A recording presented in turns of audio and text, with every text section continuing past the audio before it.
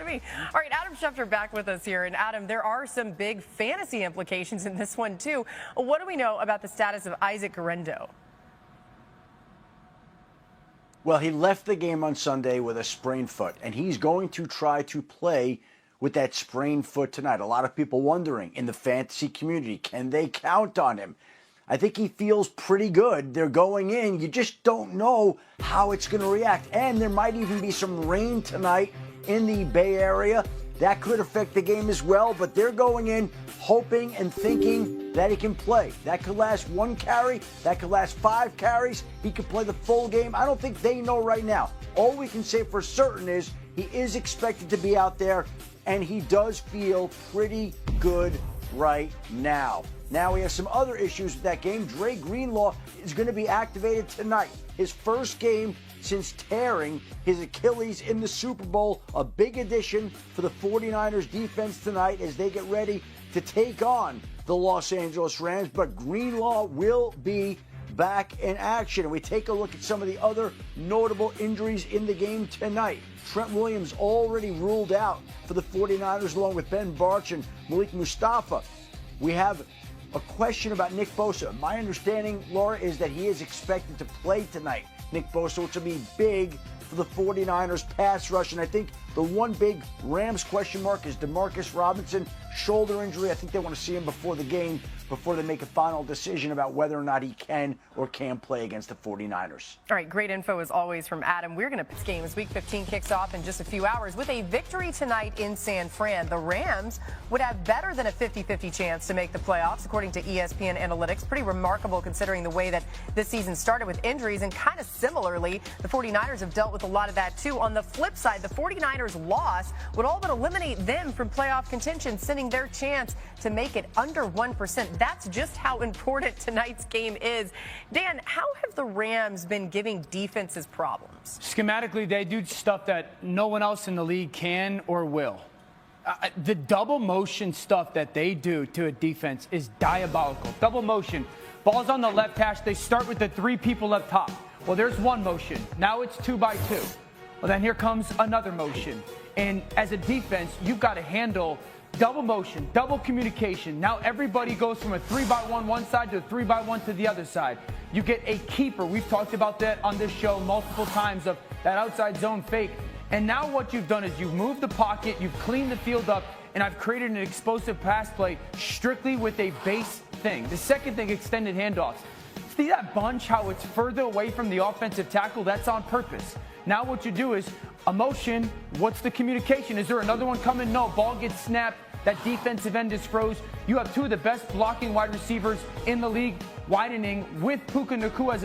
That play is literally a widened handoff that they get 8 and 9 yards off of. And then when they put Cooper Kupp and Puka Nacua together, you're dead. Because the safety, you want to hang to that side. Stafford is always going to start there. You are naturally going to move to that way. No one's in the middle of the field. And when Tutu Atwell shows up, he gashes you as a defense. And so I just think schematically, RC, I would love to hear his perspective on it, but handling all those double motions, and tonight San Francisco at home with crowd noise, I think it's brutal. Well, I think the first thing about those double motions is, especially the first one you showed that went from a 3-by-1 one side to a 3-by-1 on the other side. The first motion is a change of strength motion, right? So now you're changing the strength of the defense. That means the line of scrimmage has to move. Also, if it's a 2-sided coverage where it's quarter halves or something like that, now the coverage strength changes as well. And now once you get back to 3-by-1, you've changed the responsibilities in both the run fits and also the pass responsibilities on the back end. That's extremely difficult to communicate through and execute. And with all of this motion, they also utilize it in the run game. And that's why I think Kyron Williams comes into play as well. And you mentioned having 2 of the best blocking wide receivers in football. It also goes into the run game with insert blocks that dig out linebackers and safeties. And from that, you get into the play action pass game that looks exactly the same. And I believe that has to be big for this team tonight against the San Francisco 49ers, who are getting healthier on the defensive side of the football. And so using that motion, but starting with the run, to me, is extremely important. Ooh, all right, just fascinating. You mentioned that health. I know, right? Yeah. Well, see how you do. Marcus, it sounds like Isaac Orindo is going to go, even if he's not 100%. On the 49ers side, what do you think they need to do offensively to keep their playoff hopes alive? Yeah, look, I've said this previously. Deebo Samuel needs to be a healthy dose of getting the ball in his hands. We saw when Buffalo started having success, Khalil Shakir was working the middle of the field. He was able to get those one-on-one matchups and win at times. And we see that from Deebo, and he's hollering about getting the football a little bit more. And that's beyond the backfield screen game. When we saw Buffalo start to mount, it became about space and run after catch. And I believe he's still one of the top 5 guys at doing that. We saw Kittle go off last week. So whoever doctor that middle of the field, which can be Deebo, can be effective tonight. Yeah, the Guerrero in status is really big in this one because him as a pass catcher, you saw last week the wheel route downfield. Yeah. Mentioned this last week against Buffalo. Rams defense very vulnerable to screens. The other thing, I just want to see Brock Purdy attacking downfield like he did last week. Most of that was deep shots off of play action. The Rams are very vulnerable to that. All right, this is going to be bad, guys. We got to sound the gong here because everybody's on the Rams, but ain't no way. Nothing we can do about it. Wow. We're going away, so we can't change weird. it. Enjoy the game. We'll see you. Pick this game a little bit later on to find out who we take. Maybe some of those injuries factoring in. We're going to stay on tonight's game for a same-game parlay presented by ESPN Bet Sportsbook, and for that, RC gets the honors. All right, over/under 249.5 passing yards for Brock Purdy tonight. RC. I feel like I always get the honors. Can we honor somebody else with the same game parlay? I'm going to go over for Brock Purdy. You watched that game last week against the Bears. He executed at such a high level, especially to Juwan Jennings and George Kittle. With Guerrero a little banged up, I think you have to lean on him even more in the play-action game. All right, over/under 89.5 receiving yards for Puka Nacua tonight. You know what? I see what they tried to do here, Laura. They tried to make it really high, so I got confused. Man, it's freaking Puka Nacua. You know what Puka stands for? Fat. And that's exactly what your pocket's going to be if you go to over with Puka Nacua. This dude is absolutely phenomenal. We watched him play against the Bills last week. When he's on the field, this is a different team. All right, hammer the over. I hear you on that. Give us a player you think finds the end zone tonight. Kyren Williams. You know, Kyren Williams is a guy that means so much to this Los Angeles Rams team. I think when we have Puka and Cooper on the field, we tend to forget how big he is in the run game and also powerful at the goal line and deep into the red zone. All right, everybody, screenshot it. Here's the picks. This is what you need to do. Thanks to Don't RC. Screenshot it. Don't blame it on me. No, the honor is all yours, Nope. RC. Download the ESPN Bet Sportsbook to claim your new player bonus. And for a limited time, unlock access to 30 days of ESPN Plus to stream exclusive live sports. Sign up with promo code LIVE to get started today. All right, now to another massive game this Sunday. This one between the Bills and Lions. So many good games this weekend. I can't wait. The Bills might be one of the few teams that can keep up with the Lions scoring. These are the only 2 teams in the NFL averaging more than 30 points a game. And Buffalo has scored 30 points in 7 straight games. One off the NFL record for a single season. Been impressive to watch. They did it the 44 last week and didn't even get the win. But, Mina, how do you expect the Bills to attack this Lions defense? You know, you have to think about the opponent, right? So the Lions defense plays with a ton of man coverage. And I think there's a couple of things the Bills can do to exploit that. Number one, Josh Allen as a runner. Part of the reason, part of the problem that comes with playing so much man coverage is they give up a significant yardage to quarterbacks on the ground because their backs are turned to them. In fact, the Lions are dead last in the NFL in yards per carry allowed to rushing quarterbacks. And, of course, here comes Josh Allen, an actual Buffalo. The other thing I would do, I think Keon Coleman being back in this one is enormous. He actually outpaces all Bills receivers by a significant margin in yards per target and yards per route run against man coverage. That contested catch ability to win deep downfield outside the numbers could be significant in this one against this particular defense. And don't forget, to Mina's point with Josh's legs, Josh uses his legs as a check down versus man coverage. If you close your eyes and think of the Kansas City ending and some of the times they played man, he just takes off. As an offense, there's kind of a couple different ways you can schematically take advantage of a man coverage defense. stacks and bunches, not a ton of what Buffalo does in their pass game. Or one, you can screen them in different ways, because if you block up the person that is covering that intended receiver, whether it's a tight end or a back, you have a big play because everyone is chasing people downfield. The second thing is you can check the ball down or hit some of the underneath throws to some of your slot and/or underneath receivers. Think of a Khalil Shakir. Mina mentions Keon Coleman. I would say this is a massive Amari Cooper game as well. I think one of the things we don't talk about enough, there's Khalil Shakir, is the size of the perimeter players for Buffalo. Coop is 6'3". Mac Hollins is 6'4". Keon Coleman is 6'4". I think the size of some of those one-on-one throws down the perimeter in that man coverage pays dividends for Buffalo. Yeah, the passing game, obviously. James Cook, to me, has to be a prevalent part of this as well. When you start talking about the screen game, Dio, and multiple ways to get him the ball. He was not involved. And the game against the Rams got out of hand pretty quick, and they had to throw the rock a lot. But I go back to seeing Josh Jacobs have a tremendous amount of success against this Detroit Lions run defense. And I'm sure, like, Buffalo has had, Josh Allen was dominant last week. But previous to that, Buffalo's offense has been dominant in multiple ways. And I think you need to get back to that when you're playing Detroit, which is a team that I continuously say every week is going to limit your amount of possessions based on the way that they play offense and what we saw the Los Angeles Rams be able to exploit against this defense last week as well. So the run game needs to be prevalent, but James Cook as a pass catcher in the screen game and how his involvement can impact not having to use Josh Allen's legs to be the demanding part of the game for the majority of the game. Yeah, RC, all this talk about Josh Allen has me wondering how you expect the Lions to build their game plan against him. All this talk about Josh Allen got me nervous over here. My palms sweating, my forehead shiny.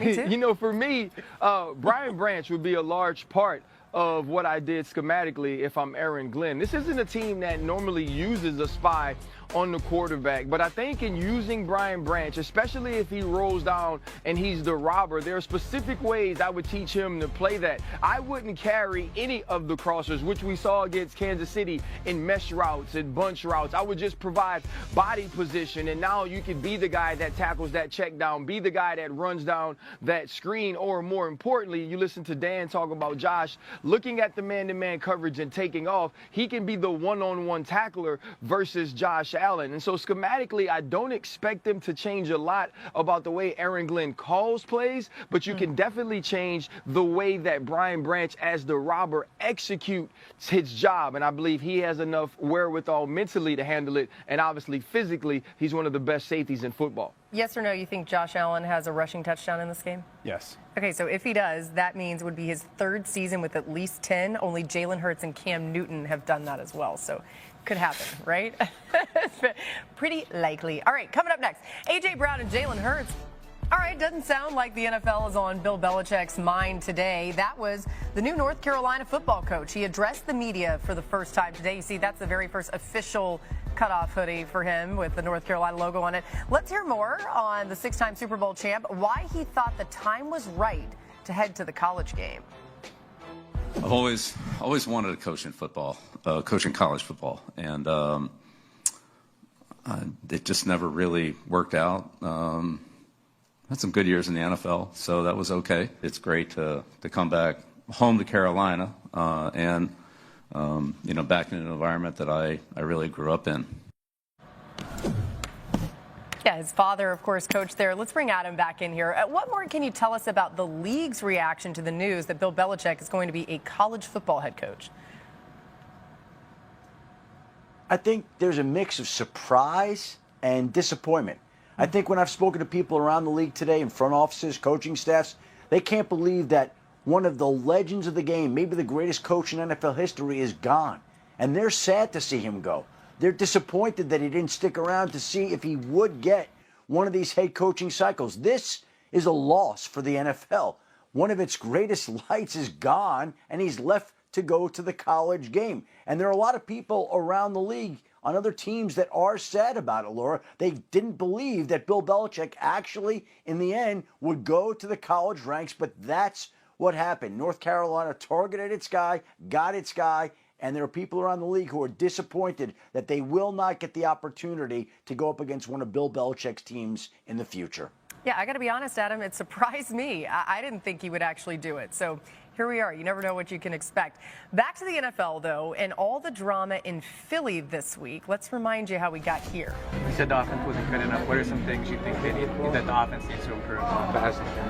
They was friends before this. It's like, man, but things have changed. You talk about it, put it out there so that you can be here and here only for the Pittsburgh Steelers.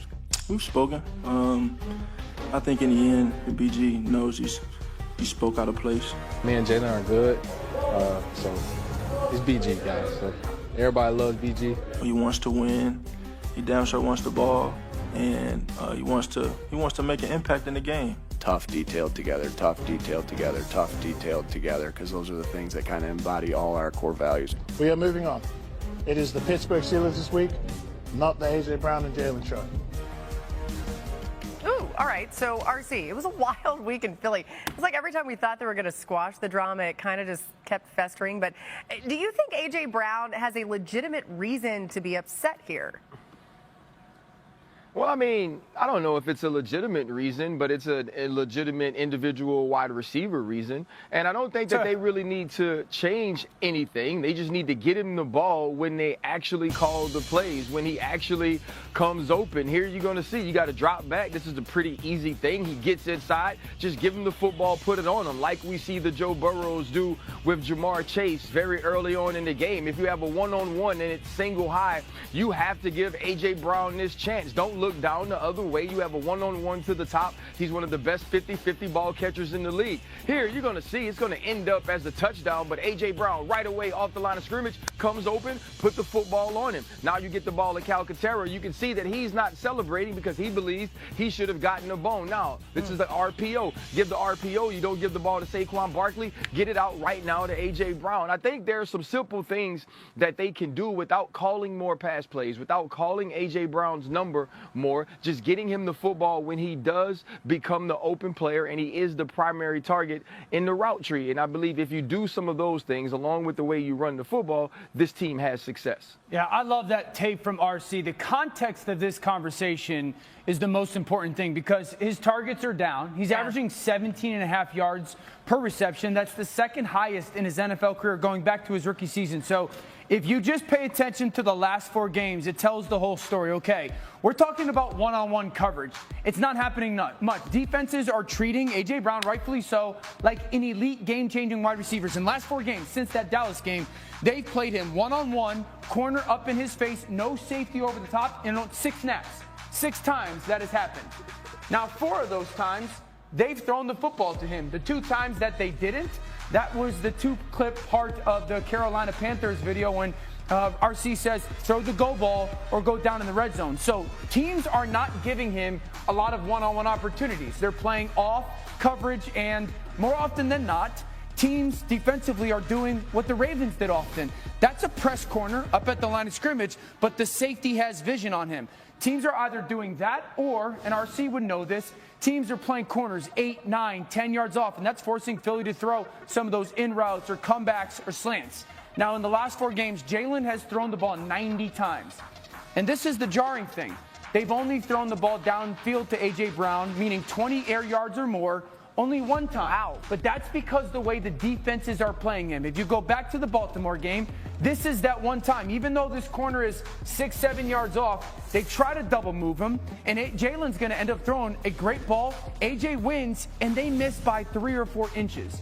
So teams are telling the Philadelphia Eagles pass game, we're not going to let you throw the ball downfield. We are either going to double team A.J. Brown or play 8, 9, 10 yards off and give you some of those completions underneath. If you're the Eagles, you're actually doing the right thing, in my opinion. You're not forcing the ball downfield. You're making sure that he's still getting opportunities. And at the end of the day, you're winning. You're running the ball with Saquon Barkley at what feels like a historic rate. So on the field, I honestly don't believe that there's an issue. Relationship-wise, I don't know if there is. That's not my business. but I don't think this past game in Philadelphia is as broken as some people this week have said it is. It's interesting. Yeah, Dio, I think the most important thing you mentioned is obviously Saquon Barkley is there. And as much as A.J. Brown is a game-changing wide receiver, we know what he is out of the backfield, especially this particular season where he's considered to be one of the favorites to potentially win an MVP in the NFL. Here's the thing, though, bro. This is what I have to ask you, because I could talk about how some of those passes are taken away because of Saquon's presence. I want to ask you this. How can I watch the Cincinnati Bengals, this for you, Dio, figure out ways to get Jamar Chase the ball every single game? They figure out a way to get him the ball.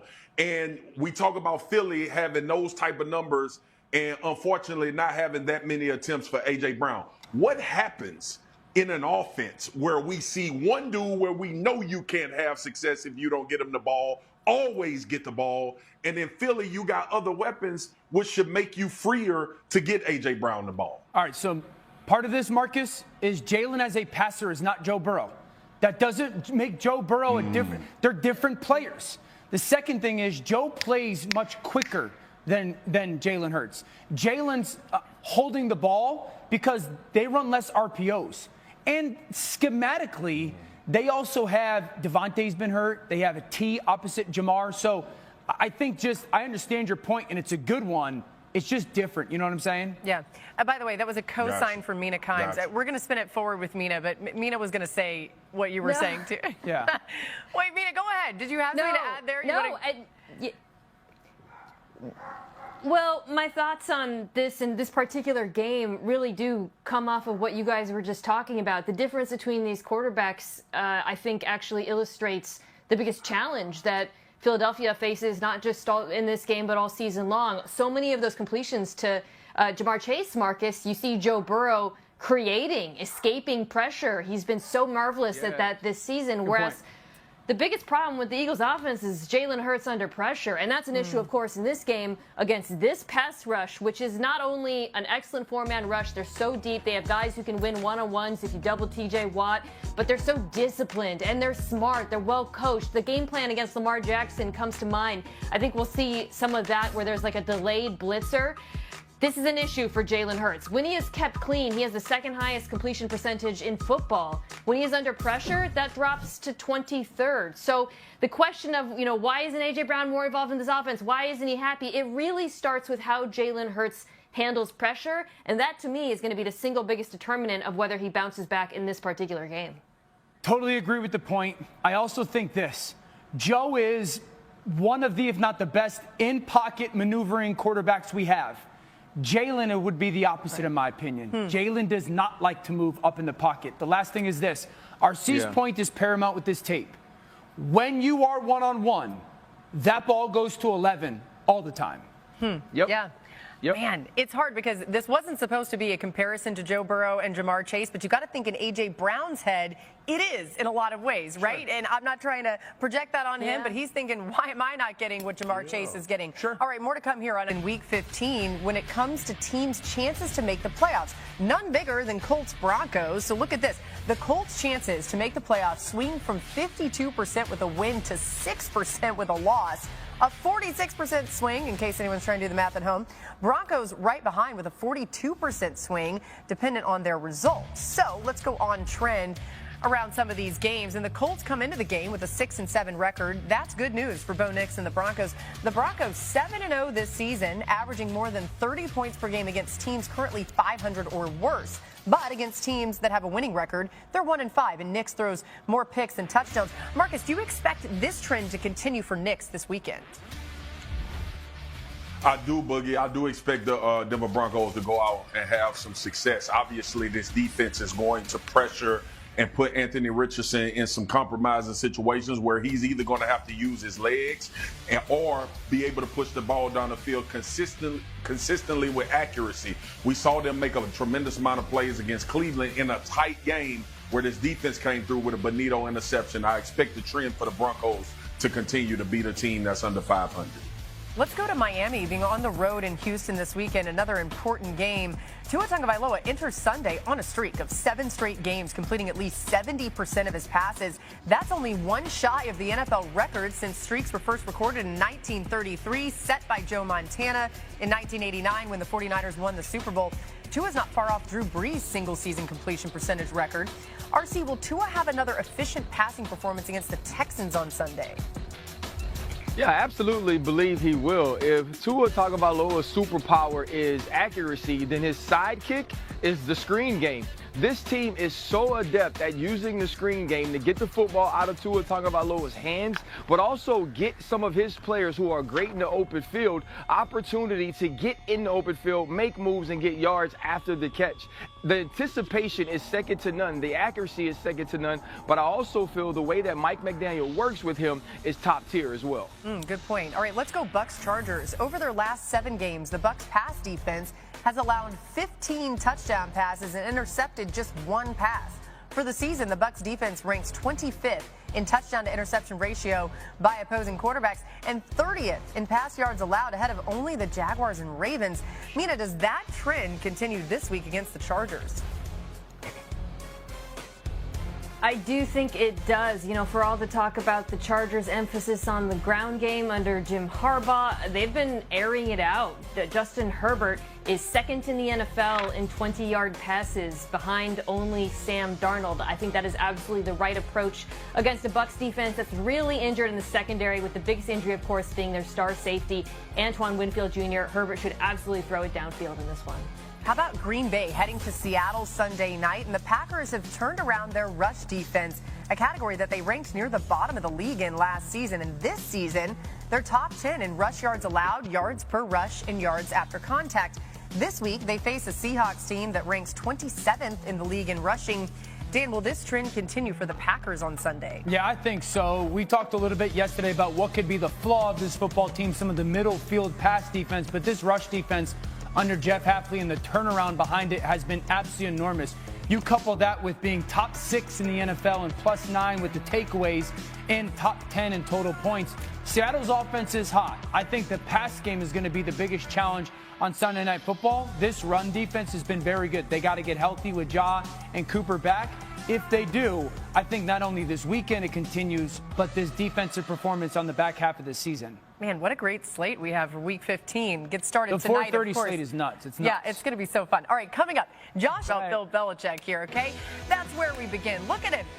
The new head coach at UNC. He actually did it, you guys. He's the new head coach for North Carolina. The 8-time Super Bowl champion officially headed to Chapel Hill, or Chapel Bill, as they're calling it. He had his introductory press conference earlier today. We're going to hear this throughout the show, but let's hear some of it right now. Yeah, I mean, it was, you know, we went through a process, but it was great. Every step of the way was great. The support was tremendous. You know, all the things that I feel are important to having a successful program, Bubba and Chancellor Roberts reaffirmed. And I think they've made, you know, they've made a great commitment to this program, obviously a great university. And I'd say along the way, as kind of things got out, if you will, the amount of support that I got from Carolina grads, former Carolina football players, and not that I'm any social media expert, because I'm not, but there was an awful lot of, you know, positive feedback from my face and stuff like that, and it was great. But if you look at the players we had in the NFL, Tom Brady was a 4th-string quarterback his rookie year. He didn't exactly come in as, you know, with any play time at all. You know, Gronkowski, he, you know, didn't do too much his rookie year. Julian Edelman played quarterback in college. Then he was a wide receiver, then he was a punt returner. So developing players is, you know, something that Michael and I believe strongly in, and we'll support that with the staff and we'll support that with the program. There's a lot of opportunity and room for growth for all players. There's so much growth in players, and again, I just think there's a little more time to do it here at the college level, and I'm excited about that opportunity. You know, I didn't come here to leave. The applause in the room says it all. All right, Adam Schefter joining us now. Adam, what more can you tell us about why Belichick made the choice to head to Carolina? Well, I think North Carolina, Laura, offered him certainty. he was certain to get that job. They went to him, wanted him. He was the biggest fish out there, and they lured it in somehow, some way with a 5-year agreement. And if we go back to last year in the NFL, there wasn't a team out there that made an offer to Bill. Atlanta did not offer him its head coaching job. Washington did not offer him its head coaching job. And now we don't know what this upcoming head coaching cycle in the NFL would have meant to his chances. But clearly Bill Belichick didn't trust the NFL enough to know that there was certainty that he would be getting a job. And so he opted for the certainty of a job in college, which has become more and more like the NFL with the business that it now is, with NIL money, with the transfer portal, with the sport changing before our eyes. And a lot of people say, well, maybe he's not going to do this for good. Maybe he will go back to the NFL. You heard Bill Belichick answer the question there. He didn't go to North Carolina to leave North Carolina. Yeah, he said that emphatically, as he is wont to do. He also talked about developing players, which will be important, certainly at North Carolina. He's going to coach in college for the first time after coaching for 49 seasons in the NFL. That includes 24 seasons as the Patriots head coach, during which he won 6 Super Bowl titles, the most by any coach. He's only 14 wins shy of Don Shula's record for most wins by a head coach in NFL history. Now, RC, you know Belichick well. You work with him every week. What do you think about him making the move to the college game? First of all, the freaking man can keep a secret. I was with him until 3 o'clock yesterday, and I felt like as soon as he walked out of the building, Adam broke the story. No, I think Coach is a lot different than what he presents in the press conferences. Coach is understanding, Coach is thoughtful, and he's an absolute genius, not just from the standpoint of a level of foundational knowledge, but the wisdom that he gained throughout the wins and losses in his coaching career. And he said something during the press conference that really made sense to me. He said the college job came to me. He said there were so many college coaches who called him about the 2-minute warning, or they don't call it a 2-minute warning, they call it a 2-minute timeout. They came to him about the green dot on the helmet. They came to him about the tablets on the sideline. And so more and more, the college game was morphing into the professional game. And maybe he had worn a little thin on the NFL, and maybe not so many teams were interested in bringing him in and having him try to take over their professional organization. But if you're the North Carolina Tar Heels, you have to feel like this is an absolute home run, at least from a publicity perspective. And we also know from a resume perspective that this school has won in getting the greatest NFL coach of all time. Yeah, Ryan, I was a little surprised, like I guess a lot of people, because I assumed Bill would be trying to return to the NFL to chase Shula's wins record. But as this story has unfolded and there's been reporting around him and his interests and the way he's talked about it, it makes a lot more sense to me. He very clearly wants to have that influence on an entire program that I think partially explains why he didn't get an NFL job last year. It wasn't just about Bill Belichick, the coach. I think teams were a little bit hesitant about Bill Belichick, the program builder, even if he wasn't, the GM in name. Now, that said, I'm totally agreeing with you about this being a home run for North Carolina, and I just want to cut to the football aspect of it. Bill Belichick is the single greatest defensive game planner in the history of the sport, and at the college level, I think he's going to have the opportunity to experiment and to try to compensate for any talent disadvantage early on as they try to build that program back up. So I personally, just as a fan of the game, I'm really excited to see what he does at this level as a football mind. Yeah, me too. Marcus, if you were a top recruit coming out of college, or coming into college, excuse me, do you think that North Carolina will be an appealing destination for impact players right now? I think it would. I think Bill Cachet obviously elevates that, but I lived in Charlotte. It's a great place. I lived around Chapel Hill, went there a lot. It's a great place to go to college. Obviously, we reference a lot of basketball when we start talking about North Carolina and Duke, but this is one of those seminal moments in the program. I remember, when I chose LSU wasn't a hotbed destination for top-level recruits, even the guys that were from Louisiana. And Nick Saban didn't really have the cachet that Bill Belichick has going. So I think it's going to be very enticing for young men to go to North Carolina. They'll at least visit it now. That name will make some guys who didn't have North Carolina on their roster be a potential destination for them to at least take a visit. And once you get them on campus, you got to do the job. A similar effect to what I think Prime has done at Colorado. Here's the thing about Bill Belichick, too. I think this consistently elevates the idea that college is now semi-professional sports, because they're going to lean on his acumen with roster construction, with being able to go and build a program similarly to what he did in New England. And I think we got to start calling college football what it is. It's a semi-professional sport now. And when you got coaches of this acumen with this type of experience willing to go to college and coach football, it says a lot about where the game is right now. Belichick, I think, is going to thrive at North Carolina. Yeah, that's sort of been brewing for a while here as we've seen the college game change. And it does also make you think, Dan, about the fact that so many of these players want to go to the NFL. So if you know that you've got a head coach in recruiting that has already had this success in the NFL, you got to think that factors in with their desire to go there. When it's all said and done, do you think this is going to be a successful venture for Bill Belichick in the college game? I don't know Coach Belichick to fail. So, yes, yeah. I think it'll be successful, and I agree to their points. Go ahead, RC. What do you got? Oh, no, I didn't want you to say it. I was raising my hand, so the producer called on me. It was nothing about real football. I just know that I didn't know what a Tar Heel is, but their mascot looks like a sort of goat. They should just change it to that. Because can you imagine the propaganda you could have with Bill Belichick walking side by side on North Carolina campus with Michael Jordan, and you have like the little mascot next to you? Man, you go in any house and win. That's a good idea. Give that Tar Heel the cutoff. That's a good idea. Like Georgia's got the Bulldog, Texas has got Bevo. They should have Jordan, Belichick, and just a goat walking the sideline.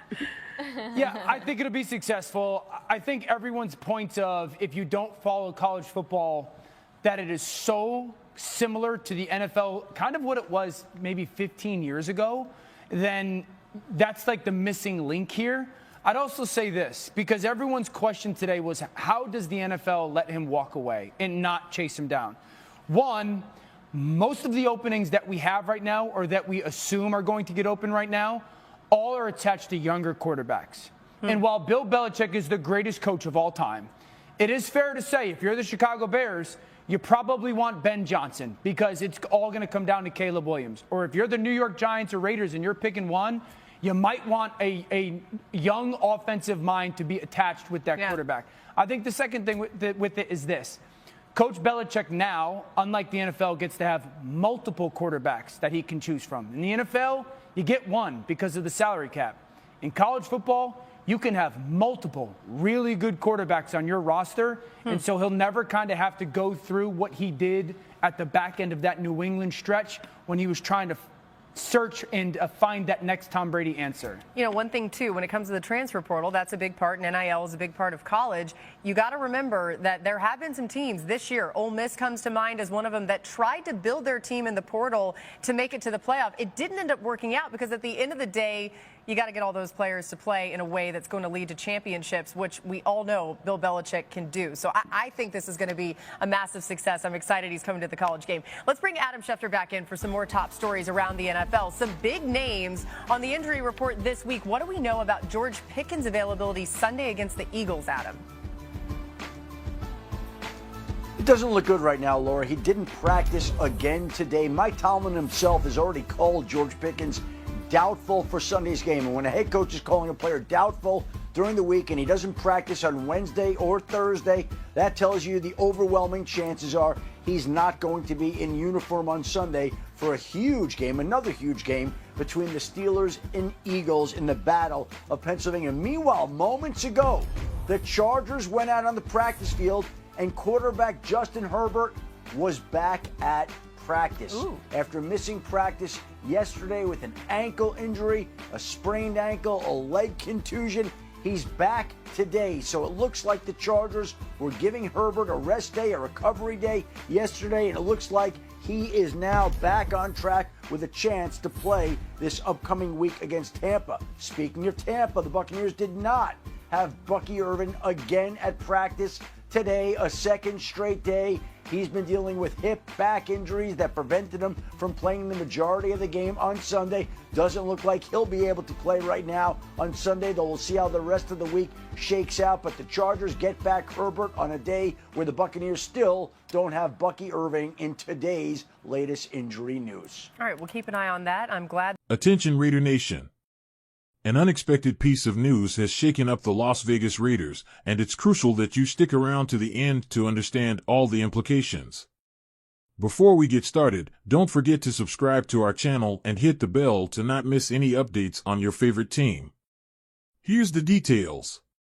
Raiders defensive end Charles Snowden was arrested Tuesday morning in Las Vegas. According to police reports, Snowden was stopped on Rainbow Boulevard near Sunset Road after receiving reports of a suspicious vehicle. The 26-year-old is facing a misdemeanor charge of driving under the influence of alcohol and/or controlled substances. He was booked into the Clark County Detention Center, but released shortly after. This incident comes at a key time for Snowden, who has had a standout season. As an undrafted free agent out of the University of Virginia, Snowden worked hard to find his place in the NFL.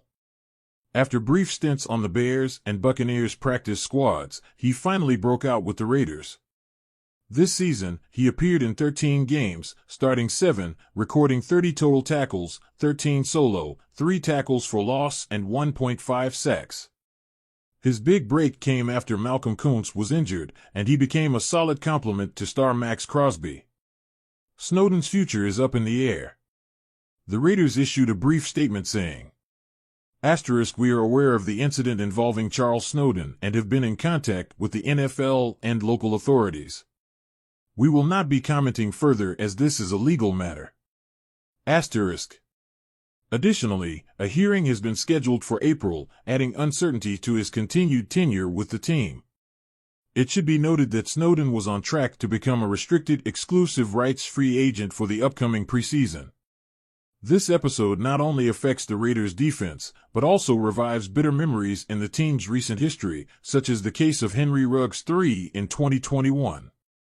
Although the circumstances are different, comparisons are inevitable and put pressure on the organization to make firm decisions. Do you think Charles Snowden deserves a second chance or that the Raiders should look for another path? Leave us your opinion in the comments and don't miss the next video for more updates on the Las Vegas Raiders. See you, Raider Nation. Pirate flag.